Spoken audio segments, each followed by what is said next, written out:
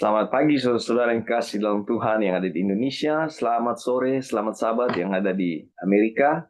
Hari ini tanggal 16 ya Maret 2025. Kita melanjutkan lagi chapter uh, 39 ya. Kita sudah tiba di chapter 39 dari buku Perjanjian Kekal atau Everlasting Covenant. Judulnya Waktu dari Janji yang Sudah Dekat. Namun sebelum kita masuk di chapter ini berbicara tentang nubuatan. Namun eh, kita harus lihat apa yang sudah kita bahas di chapter 38 kemarin ya. Review singkat ya.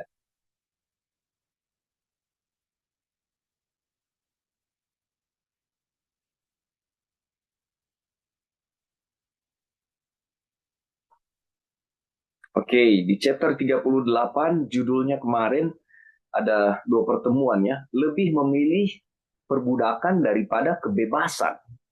Ini dari judul ini kita mau melihat bahwa ada kecenderungan manusia yang lebih suka kepada dosa ya, membanggakan kebebasan, kemerdekaan mereka. Manusia pada umumnya menyukai perbudakan, sadar atau tidak sadar, saudara. Ya. Dan lebih suka berada dalam perbudakan daripada menjadi merdeka. Nah, pengalaman bangsa Israel kuno itu disebutkan bahwa hanyalah pengalaman hati manusia. Ya, bagaimana hati manusia? Bagaimana hati orang-orang yang disebut bangsa Israel kuno waktu itu ya. Tuhan bilang ke Abraham, dua kali Tuhan ya mengatakan hambanya Eliezer tidak boleh menjadi ahli warisnya. Yang kedua, anak seorang hamba tidak dapat menjadi ahli waris. Kita tahu cerita tentang Ismail. Tuhan membebaskan bangsa Israel dari perbudakan di Mesir sehingga mereka dapat menikmati kemerdekaan, bahkan kebebasan untuk menurut kepada hukum yang sempurna dari kemerdekaan. Tetapi mereka bersungut-sungut dan dalam hati mereka ingin kembali ke tanah Mesir. Ini yang Tuhan sebut ya, yang Tuhan sampaikan kepada pernyataan Tuhan kepada Abraham. Nggak bisa ya, nggak bisa hamba, karena istilahnya hamba tidak merdeka. Tapi apa yang terjadi kepada bangsa Israel? Condong untuk mereka memilih kembali ke Mesir dengan persungutan mereka. Dengan kerinduan mereka, dengan cara mereka, dengan kemauan mereka memiliki seorang raja yang mereka sebenarnya ketahui akan membuat mereka menjadi budak. Dan itu terbukti karena tidak hanya mempelajari cara-cara orang kafir, ya, tetapi juga mereka melampauinya. Tuhan berulang-ulang mengirim pesan melalui hamba-hambanya. Tetapi apa yang terjadi? Mereka mereka mengolok-olok utusan-utusan Allah ini. Mereka menghina firman-Nya, mereka mengejek nabinya. Sehingga apa pada akhirnya Tuhan membawa mereka ke Babel. Kita lihat penawanan Babilonia. Mereka telah menyombongkan diri bahwa mereka merdeka. Padahal mereka adalah hamba-hamba kebinasaan. Karena siapa yang dikalahkan orang, ia adalah hamba orang itu. Setiap orang yang berbuat dosa adalah hamba dosa. Itu jelas ya. Dan kalau kita tahu, kita bersama-sama sudah tahu ya, artinya Babel berarti kekacauan. Yaitu kekacauan karena peninggian diri dan kesombongan. Note itu saudara-saudara ya. Jadi ini bagian dari poin-poin yang sudah kita bahas. Jadi kekacauan karena apa? Karena peninggian diri dan kesombongan. Dan kita tahu dulu bahasa seluruh bumi hanya satu. Tapi orang-orang ini bilang begini, marilah kita dirikan bagi kita sebuah kota dengan sebuah menara yang puncaknya sampai ke langit. Dan marilah kita cari nama supaya kita jangan terserak ke seluruh bumi. Tujuannya supaya satu tempat dan mudah dikontrol. Ya. Lalu Tuhan turun mengecek keadaan orang-orang ini. Dan Tuhan bilang begini, karena ini suatu pertentangan ya. Baiklah kita turun dan mengacau balaukan di sana bahasa mereka, sehingga mereka tidak mengerti lagi bahasa masing-masing. Saudara, kacau betul kan memang. Eh, ada satu peristiwa zaman dulu, bukan zaman dulu ya, ya 30-40 tahun yang lalu, ketika saya baru mulai bekerja ya, dan di mana tugas saya membawa turis. Jadi, nah namanya orang baru lulus dari SMA dan bahasa Inggris yang sangat terbatas, ya, sangat-sangat minim, saudara. Jadi memang waktu saya bawa turis itu, kebetulan tamu pertama saya adalah pasangan oma opa ya, pasangan sudah tua dari Belanda.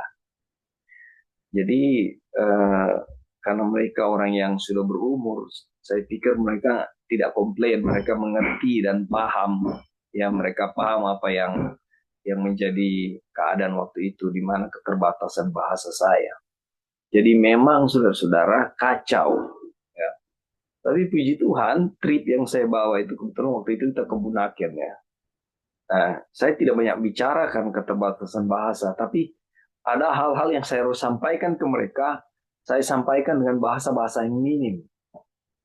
Walaupun selesai tripnya, tetapi kekacauan stres yang saya miliki waktu itu luar biasa.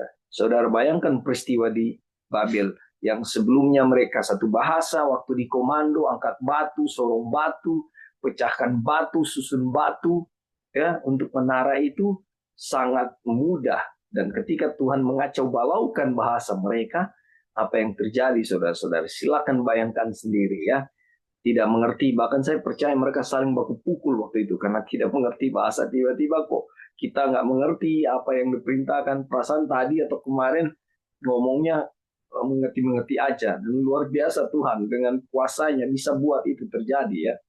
Kenapa saudara-saudara? Hal ini adalah menentang Tuhan. Orang-orang itu memiliki pemikiran bahwa mereka dapat membangun sebuah kota yang begitu besar dan menara yang begitu tinggi sehingga mereka dapat melawan penghakiman Allah.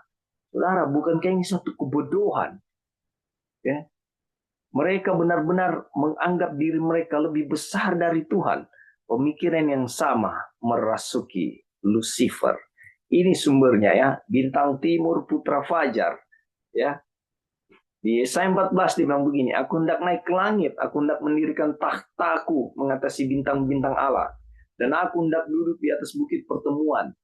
Jauh di sana, di sebelah utara, aku hendak naik mengatasi ketinggian awan-awan, hendak menyamai yang maha tinggi. Ini ayat favorit kita ya, untuk melihat karakter setan, kemauan setan, dan bagaimana setan menyombongkan diri. Jadi kita bisa lihat dengan jelas roh yang ada di dalam Lucifer sama dengan roh yang ada di dalam para pembangun Babel. Dan alasannya adalah karena iblis sendiri lalu Lucifer yang telah jatuh, yang mendorong pekerjaan di kota Babel itu, mendirikan menara. Nah, kota yang sombong itu kita tahu pada akhirnya akan dihancurkan sepenuhnya. Ya, dan Tuhan melakukan itu.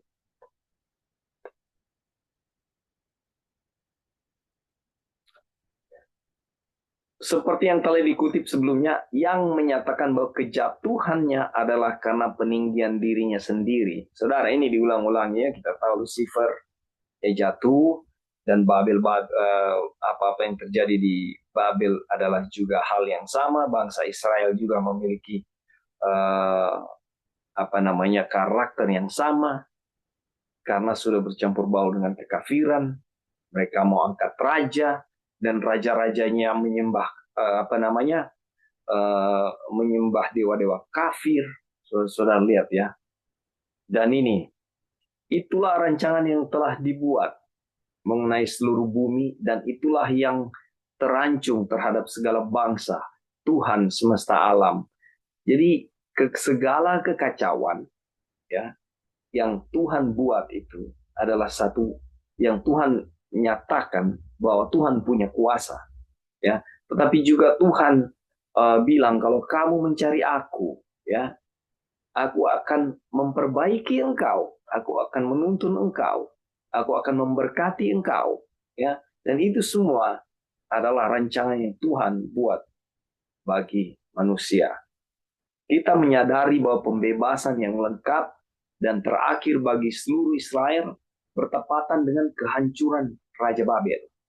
Nah, Babel ini juga disebut sebagai Lucifer, orang yang berpikir memperebutkan kekuasaan untuk dunia dengan Tuhan. Ya. Lalu, siapapun yang menjadi penguasa Babel yang terlihat, setan adalah raja yang sebenarnya. Hal ini juga terbukti dari fakta bahwa Babel adalah kerajaan kafir dan persembahan mereka adalah persembahan kepada roh-roh jahat, bukan kepada Tuhan.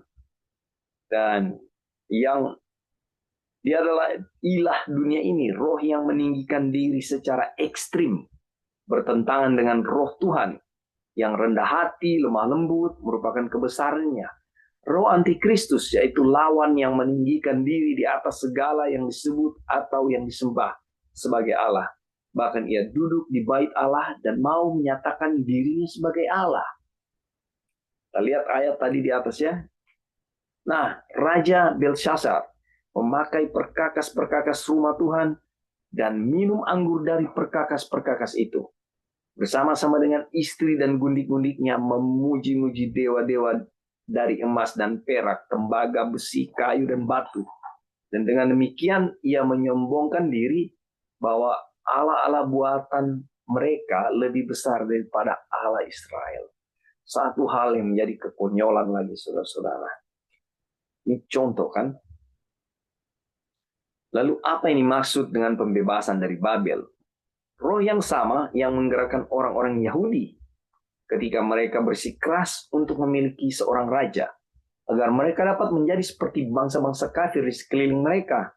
Mereka menolak Allah karena mereka pikir mereka dapat mengatur segala sesuatu dengan baik.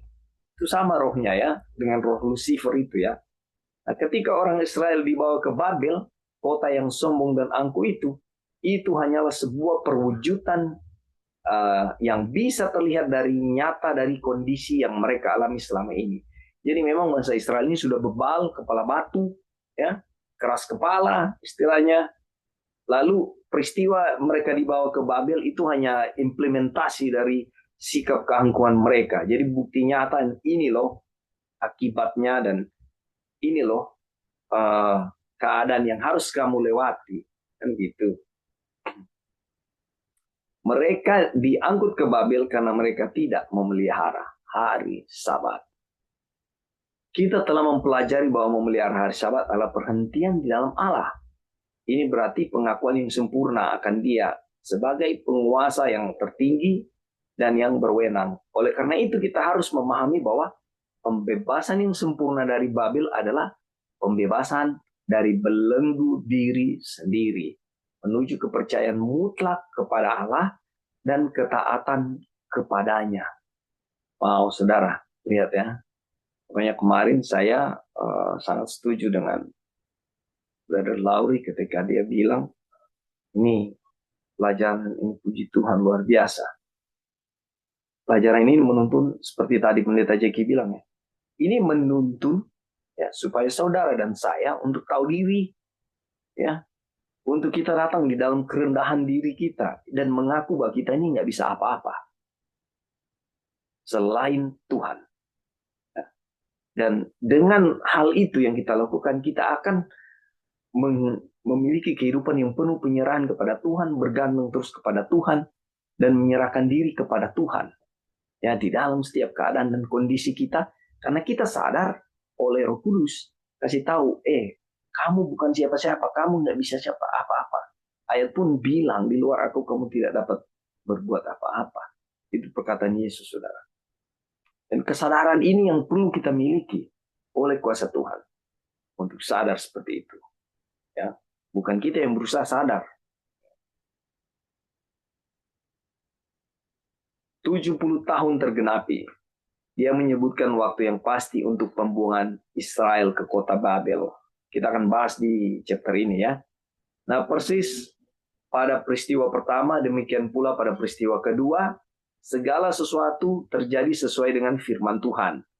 Pembuangan dimulai tahun 606 sebelum Masehi, dan 68 tahun kemudian, pada tahun 538 sebelum Masehi, kota Babel jatuh ke tangan orang Media Persia. Nanti kita sambung di sini ya. Dan pada tahun pertama Kores, Raja Persia, Tuhan menggerakkan hati Kores ya untuk menggenapi firman yang diucapkan Nabi Yeremia, sehingga disiarkan di seluruh kerajaan Kores secara lisan dan tulisan pengumuman ini. Ini perintah Kores ya. Segala kerajaan di bumi telah dikaruniakan kepadaku oleh Tuhan, Allah semesta langit. Ia menugaskan aku ya untuk mendirikan rumah baginya di Yerusalem. Nah, jadi inilah cikal bakal, dan dia bilang begini, yang terletak di Yehuda, siapa di antara kamu termasuk umatnya, Allahnya biarlah ia berangkat menyertainya, pulang ke Yerusalem. Cikal bakal bangsa Israel ini dari Babel itu pulang kembali ke tanahnya, yang terletak di Yehuda, dan mendirikan rumah Tuhan. Di saudara-saudara kayak pingpong ya. Dari Mesir keluar ya, mereka memberontak ya, dari waktu ke waktu, akhirnya dibuang ke Babel.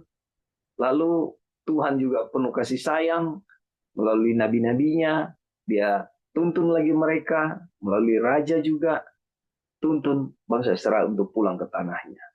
Dan waktu mereka pulang, jumlah mereka kembali ke Yerusalem sebagai hasil dari pengumuman ini dicatat sebagai 60 berapa itu? 62.300 ya. Jadi total dengan hamba-hamba mereka 49.697 orang. Nah, pelajaran yang masih belum dipelajari, tetapi bagaimana sebenarnya bangsa Israel telah berada di itu dalam pembuangan Babel, yaitu belenggu kesombongan dan kepercayaan diri. Saudara, aplikasi kita melalui pelajaran 38 ini, chapter 38 ini, kalau kita masih terbelenggu di dalam kesombongan dan kepercayaan diri, berarti kita masih bersatu dengan dunia. Ya. Gambaran implementasi dari apa yang sudah kita pelajari tentang bagaimana bangsa Israel. Baik, sebelum kita masuk ke materi, ada saudara-saudara yang punya pendapat, masukan, atau mungkin pertanyaan, sanggahan. Silakan. Halo Kak. Silakan, Sister. Ya, jadi dari pelajaran mengenai Babel ini, yang bagaimana meninggikan diri dan juga pengalaman bangsa Israel itu, kita langsung ingat, dan teman-teman semua juga tahu kutipan Ellen White yang bilang pekabaran malaikat ketiga atau righteousness by faith itu menaruh kemuliaan manusia di debu tanah. Jadi kenapa gereja Masehi Advent hari ke-7 itu bukan Babel dan memanggil orang keluar? Karena kita diberikan pekabaran ini untuk meletakkan kesombongan manusia di debu tanah, iya kan? Dan menolak pekabaran ini, ya itulah ya, maksudnya masing-masing kita ini bisa secara pribadi itu bisa menjadi Babel, tetapi Tuhan sudah memberikan pekabaran ini kepada gereja kita, organisasi kita, dan gereja Masehi Advent hari ke-7 untuk tetap merendahkan hati kita dan untuk tetap humble ya di hadapan Tuhan, bagaimana terletak kejatuhan manusia itu, bangsa itu, semua itu bermula dengan kesombongan. Babylon jatuh karena sombong, Medo Persia. Jadi itu menjadi pelajaran untuk kita masing-masing gitu. Makanya Tuhan bilang, jangan bilang Seventh Day Adventist itu Babylon. Kenapa? Karena Tuhan sudah kasih pekabaran ini untuk merendahkan kita, untuk meletakkan kesombongan kita di dalam debu tanah. Dan di saat gereja kita menerima akan pekabaran ini dan kita tidak lagi menggunakan kekuatan kita, pikiran kita, kuasa kita, tapi semua sepenuhnya bergantung sepenuhnya kepada Tuhan. Nah, disitulah Tuhan bisa bekerja dengan kuasanya yang sangat besar, di mana pekabaran ini akan dibawa keluar. Yang tadi Pendeta Jackie bilang, bahwa dunia itu sebenarnya sudah matang, sudah siap kita gerejanya ini yang belum gitu, pribadi-pribadi kita. Nah, bagaimana kita bisa mempersiapkan akan diri kita untuk memberikan pekabaran kepada dunia, yaitu mempelajari akan pekabaran ini, karena pekabaran ini adalah loud cry atau seruan nyaring yang akan kita pekabarkan kepada dunia. Oke Kak, mungkin itu aja tambahannya. Baik. Thank you. Terima kasih. Saudara-saudara, itulah kebenarannya. Ya. Jadi, mengapa saya sangat jatuh cinta sekali dengan pekabaran ini, kalau boleh saya saksikan, saudara-saudara. Karena ini yang saya butuhkan. Ya, diri yang sombong, ya, baru dihancur luluhkan, ya, diporak-porandakan oleh pelajaran pembenaran oleh iman. Kita mau kemana-mana, mau melayani, mau apa saja bisa. Tapi kalau masih ada kesombongan dan kepercayaan diri yang tinggi di dalam diri, bagaimana pekabaran itu atau apa yang kita sampaikan kepada orang lain ini bisa menjadi berkat? Dan bagaimana Tuhan bisa memberkati kita yang penuh kesombongan? Logikanya di situ, saudara-saudara. Puji Tuhan, terima kasih Tuhan kasih pelajaran ini buat saya secara pribadi. Dan setiap kali dikasih kesempatan oleh Tuhan untuk menyampaikan, berbagi dengan saudara-saudara sekalian, saya dapat kekuatan melalui apa yang kita sama-sama pelajari ini. Dan selalu, sekali lagi, saya berdiri sini bukan sebagai seorang yang lebih tahu atau yang lebih pintar, yang lebih menguasai. No, jauh dari itu. Kuasa Tuhanlah yang bekerja sehingga kita sama-sama diberkati melalui pekabaran ini, yang menyampaikan atau bahkan yang mendengarkan. Ya.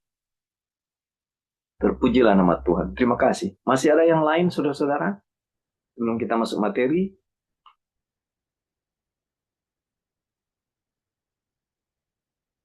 Oke, kalau belum kita masuk langsung pada materinya. Waktu dari janji yang sudah dekat. Saudara-saudara, waktu baca ini, saya percaya saudara-saudara sudah sering baca ayat-ayat ini. Nubuatan ini juga mungkin saudara-saudara sudah belajar. Tapi cara yang baik adalah bagaimana kita minta kuasa Roh Kudus untuk kita paham. Dan caranya adalah waktu kita baca pelan-pelan dengan pengertian, ya, kita akan melihat kebenaran ini lebih jelas. Ya. Kalau enggak, nanti akan membingungkan.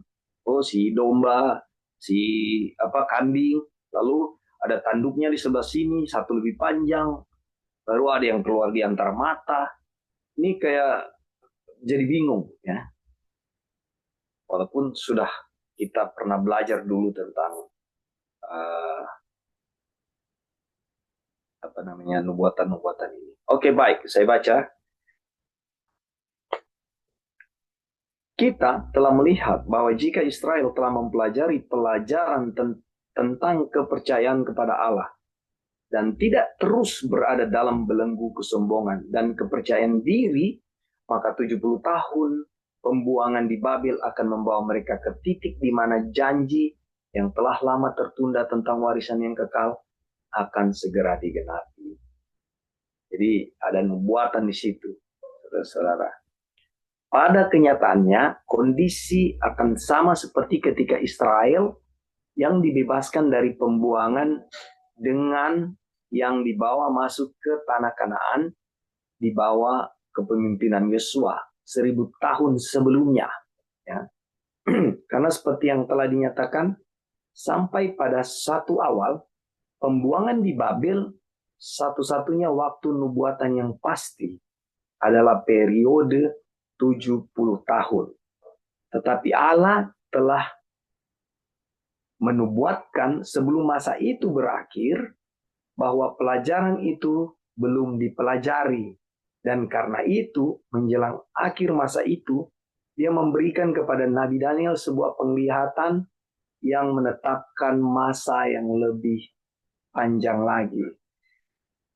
Maaf. Oke, kita lihat ya nubuatan secara singkat adalah sebagai berikut. Nubuatannya Daniel 8 ya. Bentar.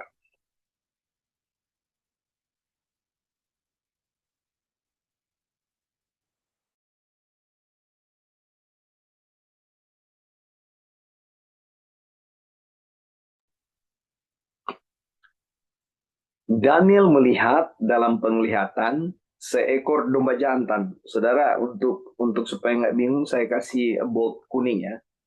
Jadi domba jantan. Jadi ada domba jantan. Lalu domba jantan ini ada keanehan. Keanehannya ada di tanduknya. Jadi tanduk yang satu, jadi domba jantan dua tanduknya. Tanduk yang satu lebih tinggi dari tanduk yang lain. Ya, jadi seperti ini mungkin ya. Nah, dan tanduk yang lebih tinggi itu muncul paling terakhir. Nah, dia, Daniel, melihat domba jantan itu menanduk ke barat, menanduk ke utara dan ke selatan. Dan tidak ada seekor binatang pun yang tahan menghadapi dia. Ya, ini apa yang dilakukan domba yang tanduknya sebelah lebih panjang itu. Dan tidak ada yang dapat membebaskan dari kuasanya. Ia berbuat sekehendak hatinya dan membesarkan diri. Ini domba jantan yang tanduknya sebelah panjang, sebelah pendek. Ya, itu yang dilakukan. Berikut, kita lihat binatang kedua.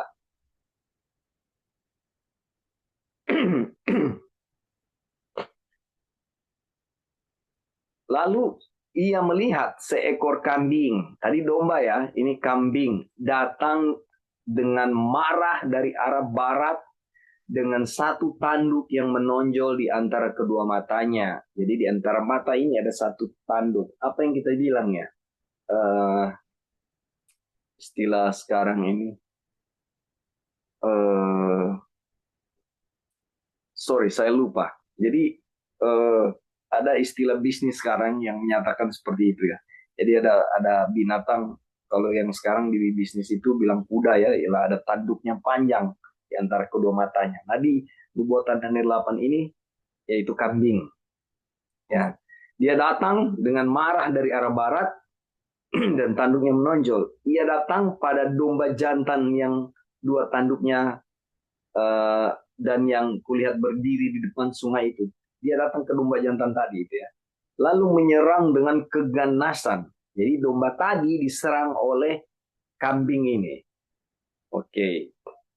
Dia menyerang dengan keganasan yang hebat, artinya marah sekali. Ya, jadi kambing ini sama domba tadi dia marah sekali. Aku melihatnya mendekati domba jantan itu. Ya, ia mengeram lalu ditanduknya domba jantan itu. Dipatahkannya kedua tanduknya dan domba jantan itu tidak berdaya untuk tahan menghadapi dia. Jadi kambing ini hantam serang ini domba, akhirnya domba ini dan tanduknya patah dan tidak berdaya.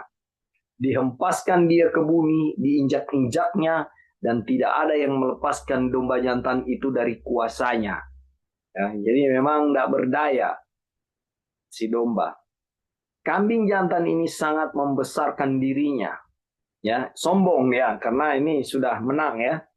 Tapi ketika ia sampai pada puncak kekuasaannya, ya patahlah tanduk yang besar itu, ya. Jadi tanpa perbuatan tangan manusia, jadi patah ini tanduknya si kambing ini ya. Waktu dia menyerang sana sini dan dia bangga dengan kemenangannya. Tapi ketika dia mencapai puncak kekuasaannya, patahlah tanduk besar itu. Lalu pada tempatnya di tanduk yang patah itu tumbuh 4 tanduk yang aneh, sejajar dengan keempat mata angin. Jadi muncul di bekas tanduk yang patah itu 4 tanduk. Maka dari salah satu tanduk itu muncul suatu tanduk kecil yang menjadi sangat besar ke arah selatan. Jadi dari salah satu 4 tanduk itu muncul satu tanduk ya, tanduk kecil, dia mengarah ke selatan. Lama-lama tanduk itu menjadi besar. Ya, dia ke selatan, ke arah timur dan ke arah tanah permai. Ia menjadi besar bahkan sampai kepada bala tentara langit. Dan dari bala tentara itu, dari bintang-bintang dijatuhkannya beberapa ke bumi dan diinjak-injaknya, bahkan terhadap panglima bala tentara itu pun ia membesarkan dirinya. Baik saudara-saudara, sebelum terus, ini Daniel 8 ayat 6 sampai 11 ya. Ada yang mau kasih tambahan di sini? Ini alur cerita ya, nubuatan itu. Bagaimana? Mengerti saudara-saudara? Kalau tidak mengerti tolong ditanyakan. Karena saya melihat melalui tuntunan Roh Kudus, membaca nubuatan ini supaya mengerti harus pelan-pelan dengan pengertian. Ya, supaya kita tahu alur ceritanya. Ada yang mau tambahkan di sini? Atau ada pertanyaan? Kambing domba ini. Halo bro, Ya, silakan brother. cuman apa namanya ini kan tentang nubuatan. Ya, Tapi satu hal yang kita bisa pelajari yang mungkin sudah disinggung sebelumnya, ini tentang kambing jantan kan ini binatang-binatang ini tidak berumur panjang, umur pendek. Tapi ini yang kita bisa lihat yang saat ini dia yang warna orange itu kambing jantan itu sangat membesarkan diri. ya, Tapi ketika sampai pada puncak kuasanya patahlah tanduk yang besar itu. Jadi ini selalu nanti juga di selanjutnya di binatang selanjutnya akan terjadi hal yang sama ketika dia membesarkan diri atau bahasa Inggrisnya apa ya very great, wakes very great. ya. Di saat itulah dia akan hancur. Setiap Oke. dia tinggikan diri hancur, tinggikan diri hancur. Itulah yang dia punya siklus seperti itu ya. Ini jadi Ya, eh, pelajaran untuk kita ya. Ini apa nama ada ayat yang bilang apa nama untuk ya, ketika kita meninggikan diri disitulah awal kehancuran kita ya. Dan ini seperti ini terus menerus. Ini juga jadi pelajaran rohani. Kalau apa namanya ketika kita sombong apalagi sombong rohani, disitulah kita punya kehancuran ya. Dan seperti yang disinggung waktu kemarin ya, ini kesombongan itu adalah dosa yang paling susah untuk disembuhkan. ya. Itu penyakit, kalau ibarat penyakit paling susah. Inilah yang terjadi ya. Ketika sombong jatuh. Ya mungkin itu aja berarti. Terima kasih Brother Lauri untuk penekanannya, poin yang sangat baik ya. Jadi ada siklus di situ ya, ada siklus. Dan kita lihat siklus itu yang seperti sudah dijelaskan tadi. Terima kasih Brother. Kita lanjut ya. Ada yang lain mungkin? Baik, kalau belum kita lanjut ya. Setelah memberikan beberapa rincian lebih lanjut tentang tanduk kecil yang luar biasa ini, sang nabi kemudian menyimpulkan kisah penglihatan ini. Tadi, maaf ya saudara-saudara, dulu sudah pernah belajar ini. Dan waktu kita review semalam, saya kayak bingung. Waduh, ini bagaimana ini? Tapi saya berdoa Tuhan tolong supaya pemahaman ini lebih jelas di saya secara pribadi. Dan puji Tuhan uh, dapat kekuatan untuk mengerti. Di bawah juga ada penjelasannya. Kita lihat ya. Kemudian kudengar seorang kudus berbicara. Dan seorang kudus lain berkata kepada yang berbicara itu. Jadi ada dua orang kudus ya. Sampai berapa lama berlaku penglihatan ini, yakni korban sehari-hari dan kefasikan yang membinasakan, tempat kudus yang diserahkan dan bala tentara yang diinjak-injak.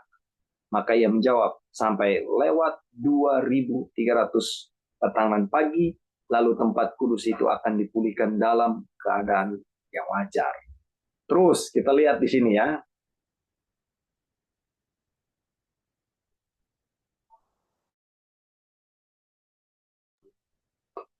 Interpretasi dari sang malaikat. Bukanlah tujuan kami ya untuk masuk ke dalam rincian nubuatan, tetapi hanya untuk memberikan garis besarnya saja. Ini Wagoner bilang ya, agar kita dapat menelusuri sejarah dari janji tersebut. Ditugaskan seorang malaikat untuk menjelaskan penglihatan itu kepada Daniel, dan ia pun melakukan hal berikut. Ini yang Daniel lakukan ya. Domba jantan lagi saudara-saudara. Domba jantan yang kau lihat itu dengan kedua tanduknya ialah raja-raja orang Medi Persia. Jadi raja Media dan Persia. Dan kambing jantan yaitu raja negeri Yunani. Tanduk besar yang di antara kedua matanya itu ialah raja yang pertama. Ya. Jadi ada apa namanya apa? Saya lupa. Unicorn. Itu maksud saya dari tadi. Unicorn ya, yang tanduk satu. Ada kuda yang dengan tanduknya itu disebut unicorn. Dan di sini ada kambing unicorn. Ya. Jadi unicorn itu tanduk yang pertama itu yang patah itu adalah apa dikatakan raja yang pertama. Nah, dan bahwa tanduk itu patah dan pada tempatnya itu muncul 4 buah, ya, 4 buah tanduk. Berarti keempat kerajaan akan muncul dari bangsa itu. Jadi ada 4 kerajaan muncul dari bangsa itu, tapi tidak sekuat yang terdahulu, ya. Jadi yang pertama domba jantan kuat, lalu apa di sini raja apa namanya eh, raja Yunani, ya, kambing jantan kan pertama kuat turun tapi dikatakan tidak lebih kuat dari yang terdahulu. Lalu pada akhir kerajaan mereka apabila orang-orang fasik kejahatannya telah penuh, maka akan muncul seorang raja dengan muka yang garang dan yang pandai menipu. Kekuatannya akan menjadi hebat tetapi tidak sekuat yang terdahulu lagi, ya. Kayaknya karakter ini memang kelihatannya dari awal lebih kuat, lama-lama nggak terlalu kuat seperti yang awal. Dan ia akan mendatangkan kebinasaan yang mengerikan. Dan apa yang dilakukannya akan berhasil. Tetapi orang-orang berkuasa akan dibinasakan, juga umat orang kudus. Dan oleh karena akalnya, penipuan yang dilakukannya akan berhasil, ia akan membesarkan dirinya dalam hatinya. Ini kembali siklus, kita lihat ya yang Brother Lauri tekankan tadi. Di siklus lagi kita temukannya. Dan dengan tak disangka-sangka, banyak orang akan dibinasakannya. Juga ia akan bangkit melawan raja segala raja, tetapi tanpa perbuatan tangan manusia, ia akan dihancurkan. Adapun penglihatan tentang petang dan pagi itu, apa yang dikatakan tentang itu adalah benar adanya. Jadi saudara-saudara, kalau saya lihat, kenapa Wagner bisa menjelaskan hal ini? Mereka belajar nubuatan dari kita, saudara. Dan saya lihat di tahun-tahun ini nubuatan yang dipelajari ini sama ya dengan yang kita terima saat ini, ya.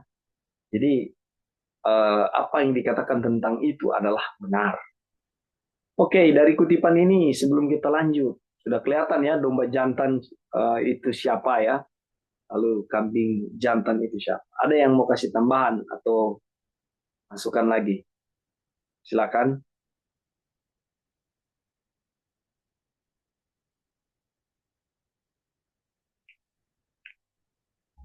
Gimana? Belum ada? Baik, kita lanjut ya. 2 kerajaan dunia akan muncul setelah Babel. Ya, disebutkan namanya, dan kerajaan yang satu lagi disebutkan dengan sangat jelas. Sehingga kita dapat dengan mudah mengenalinya. Kekuatan yang memperoleh kekuasaan atas dunia sebagai hasil dari revolusi ketiga yang dibicarakan oleh Yeskiel adalah Roma.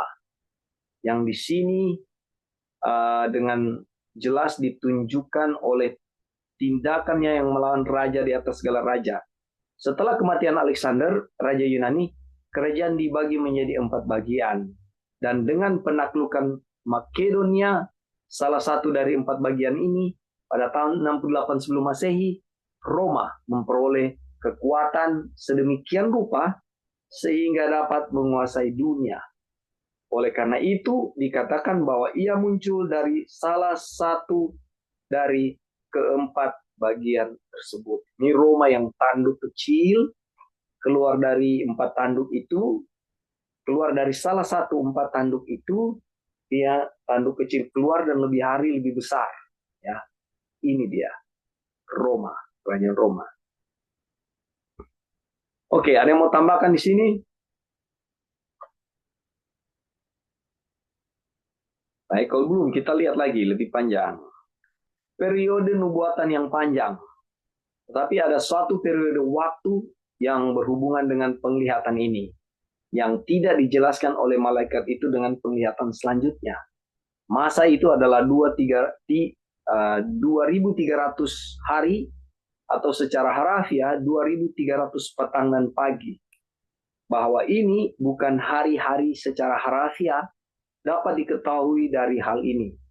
Ini adalah sebuah nubuatan simbol di mana binatang-binatang yang berumur pendek digunakan untuk melambangkan kerajaan-kerajaan yang telah ada selama ratusan tahun. Tadi yang seperti Brother Lauri sudah singgung. Ya. Jadi nubuatan ini menggunakan bukan domba binatang yang umurnya pendek ya, melambangkan kerajaan-kerajaan yang telah ada selama ratusan tahun. Sangat sesuai dengan metode nubuatan simbolis untuk menggunakan hari-hari sehubungan dengan simbol-simbol itu.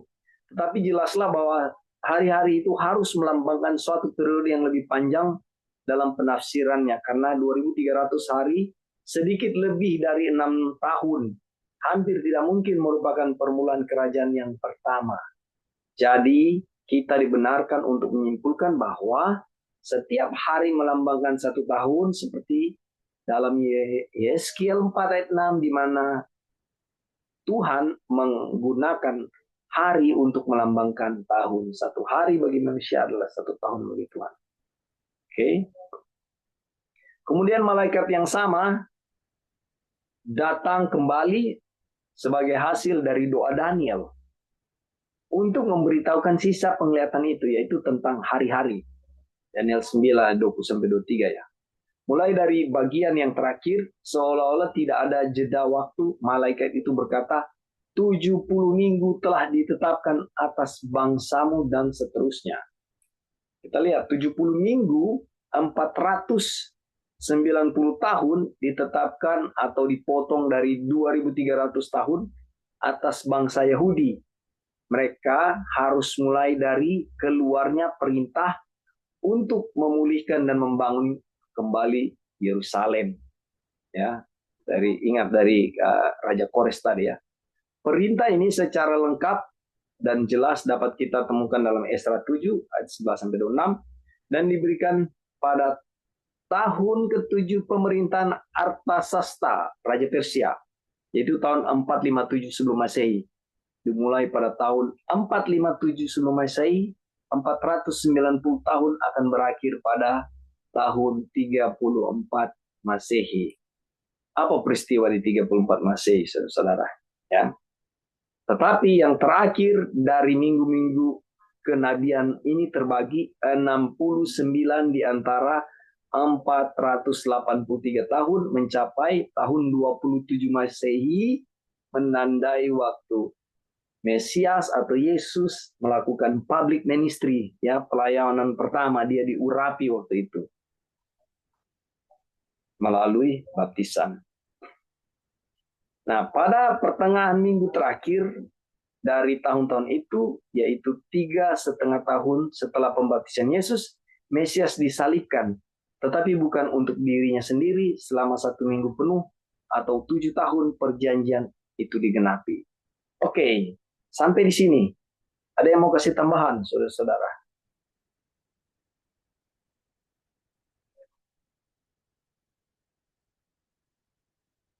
Tahun 34 Masehi, kematian Yesus ya. Ada tambahan? Ya, silakan. Ya, mohon maaf, koreksi, kalau tahun 34 itu adalah Stefanus dilempari dengan batu. Betul. Ya.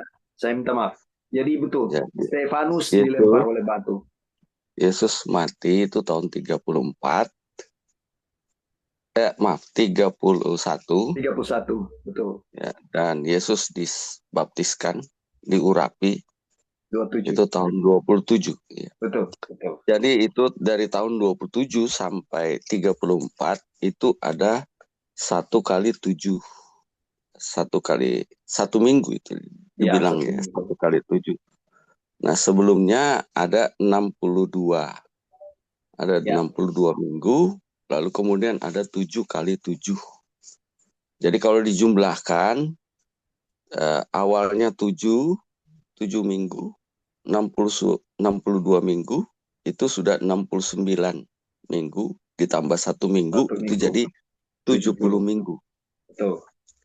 dan 70 minggu, 70 kali 7, 490 tahun itulah yang diberikan kepada bangsa Israel untuk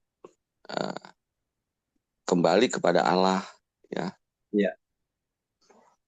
Kembali kepada meninggikan diri itu, bahwa ya bangsa itu harus memang merendahkan diri untuk menerima Yesus, bukan meninggikan diri dengan perbuatan-perbuatan mereka menurut hukum seperti begitu ya. Ya. Mereka meninggikan diri karena mereka mengetahui kebenaran, tapi kebenaran itu sendiri secara personal, yaitu Yesus, mereka tolak. Nah, mengenai nubuatan itu yang disinggung di sini adalah di Daniel pasal 8. Ya. Di Daniel pasal 8 itu sebenarnya adalah sama seperti nubuatan-nubuatan Daniel 2, Daniel 7. Itu ada empat kerajaan, hanya di Daniel pasal 8 dia mulainya dengan kerajaan yang kedua. Bukan kerajaan dari awal, dari Babylon, karena pada waktu penglihatan ini diberikan kepada Daniel itu sudah zamannya Media dan Persia memerintah. Jadi dia tidak lagi memulai dengan binatang yang pertama. Ya. Nah, domba itu digambarkan dengan binatang yang kedua, yaitu Media dan Persia. Lalu kambing ini menggambarkan tadi Greka. Ada satu tanduk yang besar, itu Alexander the Great. Ya. Dan kita tahu bahwa Alexander the Great pun menyombongkan dirinya sehingga patah, ya. Dalam usia muda dia sudah menguasai dunia, tapi kemudian dalam masa muda juga dia meninggal, ya. Tidak bisa bertarak menahan diri.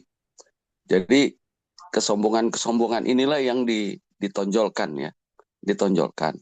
Lalu kemudian diganti dengan 4 tanduk. 4 tanduk itu adalah 4 jenderalnya.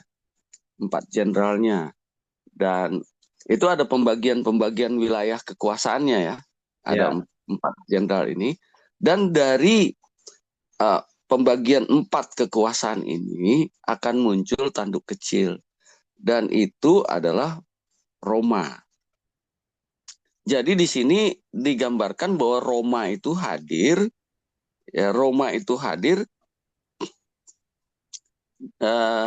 sebenarnya dari bagian 4 jenderal tadi, ya, 4 tanduk, 4 jenderal ini. Hanya yang mau ditonjolkan, kalau di Daniel 2, Daniel 7 itu kan bentuknya binatang yang lain atau kekuasaan yang lain, ya. Kalau di Daniel 2 besi, kalau di Daniel pasal 7 itu binatang yang menakutkan, seperti itu. Baru kemudian dari binatang yang menakutkan itu muncul tanduk kecil, itu di Daniel pasal 7. Sebenarnya tanduk kecil itu hanya ada di Daniel 8. Cuma ada muncul tanduk yang dengan kemunculannya itu ada 3 tanduk yang diinikan. Nah, di Daniel pasal 8 dia langsung loncat, tidak menggunakan binatang, tapi dia menggunakan tanduk karena dia munculnya dari 4 tanduk tadi. Itu sebenarnya yang mau ditonjolkan. Jadi dia tidak menggambarkan dengan binatang yang lain, tapi menggambarkan dengan bahwa dia muncul dari 4 tanduk yang tadi muncul setelah tanduk besar itu patah. Nah, kenapa dipilih domba dan kambing? Ini adalah berbicara mengenai korban-korban yang ada di bait suci. Jadi domba itu, kambing juga itu adalah hewan yang digunakan dalam sistem korban. Ya. Nah, kenapa ini disinggung? Karena yang diserang oleh tanduk kecil ini, kalau kita baca di Daniel 8 ayatnya yang ke-9, maka dari salah satu tanduk itu muncul suatu tanduk kecil yang menjadi sangat besar. Jadi tanduk kecil ini menjadi sangat besar. Dia menjadi sangat besar itu ke arah selatan, ke arah timur, dan yang disinggung di sini adalah ke arah tanah permai. Nah, tanah permai ini adalah Yerusalem. Jadi tempat umat-umat Tuhan. Jadi dia menyerang sampai menyerang umat Tuhan, itu maksudnya di sana ditekankan. Lalu kenapa menyerang ke umat Tuhan? Sekali lagi latar belakangnya adalah nanti masuk ke bagaimana umat Tuhan ini, bangsa Israel ini, karena tidak mau bertobat, ya ini akan dikuasai oleh tanduk kecil ini. Lalu ayat yang ke-10, ia menjadi besar bahkan sampai kepada bala tentara langit, dan bala tentara itu dan bintang-bintang dijatuhkannya beberapa ke bumi dan diinjak-injak. Jadi ini menyerang ke, memang betul-betul, kalau tadi horizontal, sekarang mulai menyerang vertikal ke atas. Dan di ayat yang ke-11 dikatakan bahkan terhadap panglima bala tentara. Panglima bala tentara ini adalah Yesus itu sendiri. Ya.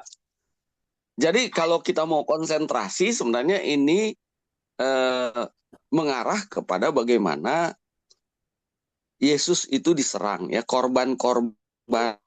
Yesus itu kan sebagai korban bakaran. Nah, ini diserang. Jadi diambil alih lah itu tugas pelayanan Yesus oleh kekuatan ini, begitu. Tapi saya perhatikan pelajaran kita ini bukan berfokus kepada nubuatan antikris ini, ya, tetapi lebih berfokus kepada bagaimana umat Tuhan ini telah diberikan kesempatan, ya, namun tidak bertobat, tidak juga mau merendahkan diri. Bahkan Yesus sendiri turun di tengah-tengah mereka, ya, di tengah-tengah bangsa itu. Perjanjiannya itu digenapi pada saat ini. Jadi pada saat perjanjian itu digenapi oleh Allah, justru umat-umat Tuhan itu tidak menerimanya. Ini apa namanya? Miris, begitu ya, miris sekali begitu. Jadi jangan sampai hal ini terjadi kepada kita, bahwa kita ini memiliki perjanjian gitu. Tetapi ketika perjanjian itu digenapi secara nyata, Yesus itu ada di depan mata mereka, tapi mereka justru menolak dan bahkan menyalibkan. Nah, menyalibkan itu adalah serangan dari setan gitu loh. Jadi mereka ini bukan menjadi umat Tuhan, bukan menjadi alat Tuhan untuk menjadi berkat bagi bangsa-bangsa, tetapi justru menjadi alat setan di dalam membinasakan Yesus Kristus. Ya memang melalui Yesus mati, melalui Yesus mati, ya kita diselamatkan. Tetapi kita fokus kepada perjanjian ini, perjanjian bahwa perjanjian kepada Abraham itu akan digenapi di sini, digenapi di sini nih. Di dalam Yesus kita mendapatkan rest. Tapi mereka menolak Yesus. Justru disitulah yang mau kita jadikan pelajaran. Jangan sampai kita pun menjelang kedatangan Yesus yang kedua kali ini menolak righteousness by faith dengan menjalankan righteousness by self. Jadi melalui diri kita sendiri. Terima kasih. Terima kasih Pendeta untuk beberapa poin saya dapat dari apa yang Pendeta sampaikan tadi, Pendeta Jeki. Terima kasih untuk koreksi. Saya pikir-pikir juga kalau saya tidak salah, mungkin bisa saja penyampaian detail yang baru pendeta sampaikan tadi tidak terungkap. Terima kasih pendeta. Jadi lebih jelas lagi uraiannya tentang apa yang sudah kita baca ini, ya, dan poin yang penting kita lihat sebenarnya bukan justru nubuatan ini yang diungkapkan, tetapi bagaimana apa saja yang baru sudah kita dengar dari pendeta bahwa penolakan akan Kristus, ya, penolakan akan kebenarannya. Jadi ada sekitar 3-4 poin yang baik sudah disampaikan. Puji Tuhan, terima kasih. Ada yang lain mau kasih tambahan, saudara-saudara? Dan kita akan segera selesai. Ini tinggal satu, ya, tinggal satu paragraf ini. Ada tambahan yang lain dari poin yang sudah diangkat tadi?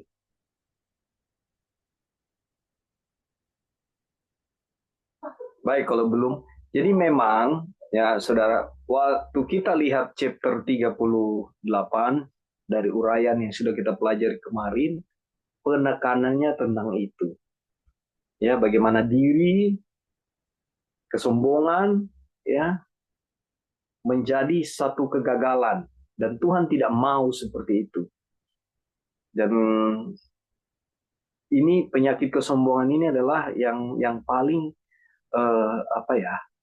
yang paling Tuhan benci semua dosa, ya. Tapi kalau kita merujuk kepada kutipan yang sempat saya baca kemarin, izinkan saya mau baca lagi, saudara. Kutipan yang baik ini waktu itu seingat saya pelajaran yang disampaikan oleh Sister Joy, dan melalui pelajaran itu ada kutipan ini yang kita baca. Saya ulangi ya, saya baca lagi ya. Kejahatan yang menyebabkan kejatuhan Petrus dan yang menghalangi orang Farisi dari persekutuan dengan Tuhan membuktikan kehancuran ribuan orang hari ini. Tidak ada yang begitu menghina Tuhan atau yang begitu berbahaya bagi jiwa manusia selain kesombongan dan rasa percaya diri. Dari semua dosa itu adalah yang paling tidak berpengharapan, yang paling tak tersembuhkan. Saudara, karena ini kutipan dari Christ Object Lesson, ya, 154 paragraf 4. Karena ini menyangkut jiwa. Dia bicara tentang jiwa. Oke, kita kembali ke kutipan ini ya. Keseluruhan periode 2300 tahun dapat dengan mudah dihitung mencapai tahun 1844 Masehi yang sudah lewat. Dengan demikian, periode nubuatan terpanjang yang diberikan dalam Alkitab telah berakhir, sehingga sekarang janji yang diberikan Allah pasti sudah sangat dekat. Kapan Tuhan akan datang untuk memulihkan segala sesuatu? Tidak seorang pun yang tahu, karena tentang hari dan saat itu tidak seorang pun yang tahu. Setiap perhitungan yang dilakukan untuk menentukan tanggal kedatangan Tuhan adalah spekulasi belaka tanpa dasar dan kebenaran. Akhir-akhir ini, sebelum kita kembali tentang kesombongan, ada banyak teori yang saya dengar langsung, saudara-saudara. Hitung-hitungannya 6.000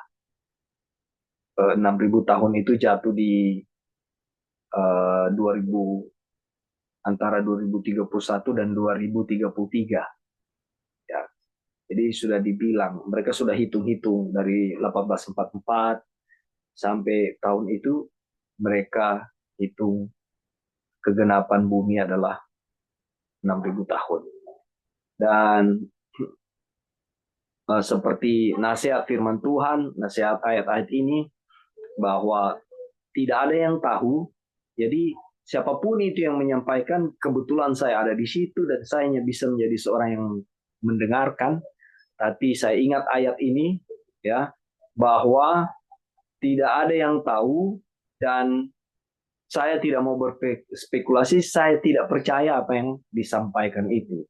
Tinggal itu, karena nasihat firman Tuhan mau bilang seperti itu. Jadi berhati-hati juga dengan well, saya sih melihat begini, kalau saya mau hitung, saya hitung aja sendiri, kan begitu, tanpa saya harus purpose ke orang lain atau ke, ini Tuhan datang sekitar tahun segini loh, tanpa. Adapun lepas dari itu, di mana persiapan kita, ya, berada di dalam kebenaran Kristus ini, terakhir tadi Pendeta Jeki sampaikan, ya, sudah mention bahwa bagaimana kita memiliki kebenaran Kristus ini, ya, bukan kebenaran diri kita. Inilah kunci dari apa yang kita bahas. Tapi nubuatan ini disampaikan untuk melihat alur ini, ya. Baik saudara-saudara, sebelum tutup ada tambahan, ada masukan lagi dari saudara-saudara. Silakan. Halo Pak. Ada sangan. Ya, Sister Joy, silakan. Ya, jadi kita lihat di mana Tuhan kasih ya alur cerita bangsa Israel dan juga bangsa-bangsa kafir. Jadi alur cerita bangsa Israel yang kita baca dari Wagner kan, mereka selalu jatuh di saat mereka bergantung kepada diri mereka sendiri. Ya. Kan, di saat mereka menyembah berhala, di saat mereka tidak mengikuti Tuhan. Jadi yang ditonjolkan itu adalah diri kita, gimana kita mau, kita yang bikin, kita yang lakukan, kita. Jadi istilahnya Tuhan itu disingkirkan gitu. Dan alur dari cerita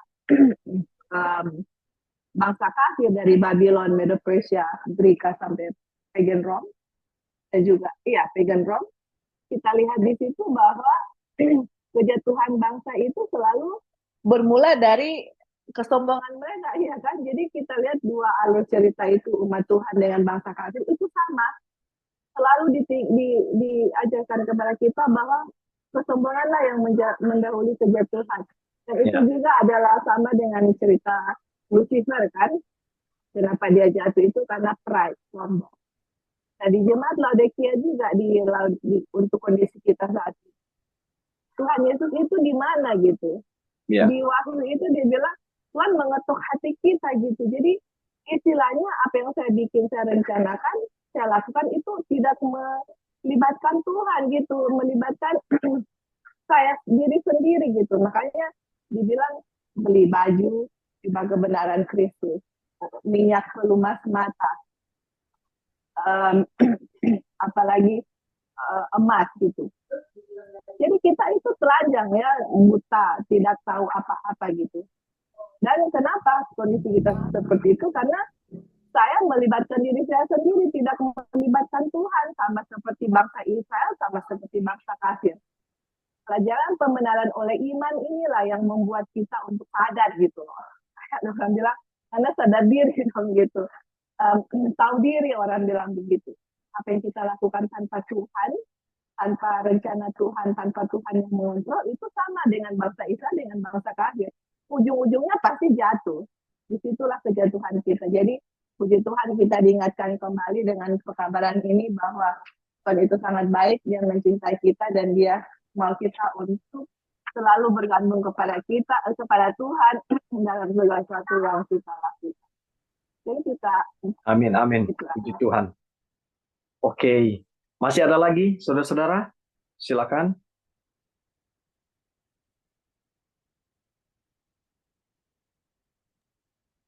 Ya, halo. Ya, silakan, Pastor.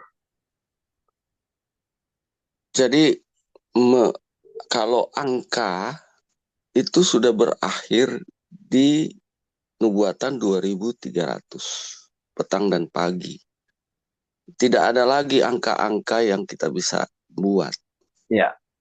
Nah, kalau kita berusaha untuk menentukan waktu itu, jangan-jangan kita menaruh kebenaran kita, itu bukan kebenaran firman. Itu dia. Iya, jadi hati-hati terhadap hal ini. Hanya jangan pernah dilupakan juga di sisi lainnya Allah bukan menetapkan tahun-tahun, tapi menetapkan tanda-tanda. Jadi kita melihatnya itu dari tanda, bukan dari penentuan angka, tapi dari tanda. Nah, kita sudah tahu kok akan ada laut cry, Ya, akan ada penampian, akan ada ya undang-undang hari Minggu dan lain sebagainya. Itu kan tanda-tanda yang harus kita perhatikan. Nah, saya mencoba mendalami kenapa kok tidak ada lagi angka yang diberikan kepada kita. Ya, angka yang diberikan 1844 itu saja membuktikan bahwa dari 50.000 orang yang menyambut Yesus, bersedia menyambut Yesus, sudah tinggalkan semua. ya, Tetapi ketika disaring hanya tinggal 50 50. orang. Ya. Dari 50.000 hanya 50 orang. Jadi kalau ada penetapan waktu itu bukan murni ya, sesuatu yang murni yang terjadi, tetapi itu mungkin karena terdorong oleh justru penetapan waktu. Itu hal yang pertama. Yang kedua yang saya lihat adalah Allah ini kan bagian terakhir. Ini bagian terakhir ya. Ya. Bagian terakhir sejarah dunia, di mana dunia akan kiamat, kita akan naik ke sorga yang diselamatkan, dan bumi dalam kondisi porak-poranda. Nanti setelah 1000 tahun dunia ini akan jadi diperbaharui dengan api. Disitulah api neraka baru terjadi. Ya. Yang saya mau tekankan di situ adalah ini dunia ini sebenarnya sudah berakhir ketika Yesus datang kedua kali gitu. Hanya tidak digunakan, kan kita semua ada di sorga nanti 1000 tahun. Jadi dunia ini sama sekali tidak akan digunakan lagi gitu loh. Ya. Sama sekali vakum, dan itu hanya menjadi penjara bagi Lucifer. Ya. Jadi ini masa-masa terakhir bagi manusia sebelum kedatangan Yesus yang kedua kali. Allah tidak akan membatasi dengan tahun-tahun itu. Allah tidak akan membatasi dengan angka-angka tahun, karena dia masih menunggu. Panjang sabarnya itu terus diulur-ulur. Kalau masih ada satu saja orang yang bisa diselamatkan, Allah akan ya istilahnya jangan setting time itu mengganggu satu orang yang bisa diselamatkan. Ya. Iya, kalau kita udah tentukan waktu begitu, berarti kita sudah menentukan waktu seseorang untuk selamat. Ya. Gitu. Pastor. Yang menentukan waktu untuk selamat adalah manusia itu sendiri, apakah dia masih membuka hati atau tidak. Ya. Kalau memang semua manusia itu sudah mendengar pekabaran, lalu kemudian memang mereka menolak pekabaran itu, barulah Allah menutup pintu. Jadi Allah menutup pintu itu bukan berdasarkan angka-angka tahun itu. Allah menutup pintu itu berdasarkan apakah manusia itu sudah menutup pintu hati mereka untuk menerima Yesus. Jadi bukan masalah angka di sini, tapi masalah panjang sabar Allah untuk menunggu seseorang untuk diselamatkan. Terima kasih. Pendeta, sebelum tutup, saya justru dari penjelasan tadi Pendeta Jeki ada muncul pertanyaan yang di benak saya seperti ini. Disinggung, kita lihat ya waktu kekecewaan waktu itu yang sisa 50 orang ya dari 50.000 itu. Kira-kira ya sebenarnya Tuhan itu butuh berapa banyak sih yang ada masuk dalam kerajaan surga?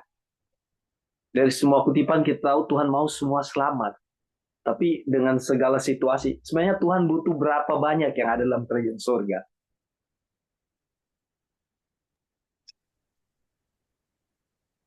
Allah membutuhkan berapa banyak? Sebanyak-banyaknya. Sebanyak-banyaknya. Hanya kalau bicara angka, Tuhan punya sistem itu sebenarnya. Tuhan itu punya sistem keteraturan. Jadi jangan kita dibatasi misalnya angka 144.000. Ya. Angka 144.000 kan nggak usah diperdebatkan apakah angka itu apa ya, Angka atau lambang. lambang, ya. Kalau kalau lihat lihat apa timeline tanda-tanda Pembuatan. zaman itu, ya nanti akan ada orang yang ya Tuhan bilang kamu mati syahid saja ya, tidak usah masuk ke 144.000. Hmm. Nah kalau kita baca di buku Maranatha itu, mereka yang diizinkan mati syahid adalah karena dengan kematian dia ada orang yang akan Tobat. bertobat. Hmm. Itu. Jadi saya rindu masuk ke 144.000 orang ini. Tapi Ya. kalau Tuhan bilang, karena kamu karena kematianmu akan ada yang bertobat, kamu pilih apakah tetap memilih masuk ke 144.000? Ya nggak bisa saya bilang begitu. Kalau saya bilang begitu itu sudah mulai kebenaran diri lagi nanti yang akan muncul kan. Harusnya kita tetap berkata kehendak Tuhan yang jadi karena Amin. apapun kehendak Tuhan itu semua adalah yang baik, yang benar. Begitu. Jadi Ya. nggak bisa kita dorong keinginan kita, kerinduan kita untuk menjadi bagian di 144.000 dan lain sebagainya.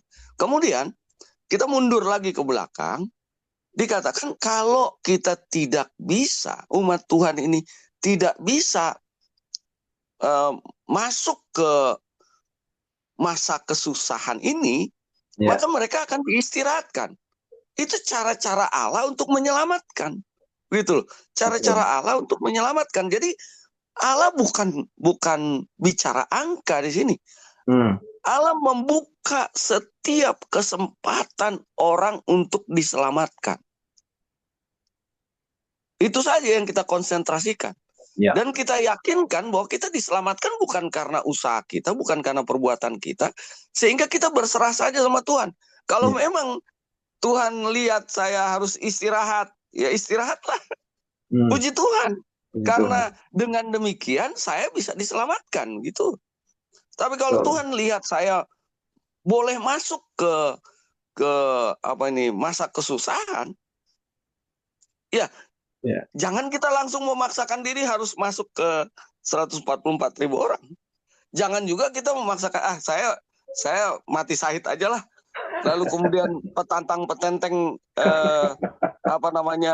seperti tidak takut terhadap jadi maksudnya ya itu kebenaran diri lagi nanti yang ditonjolkan saya.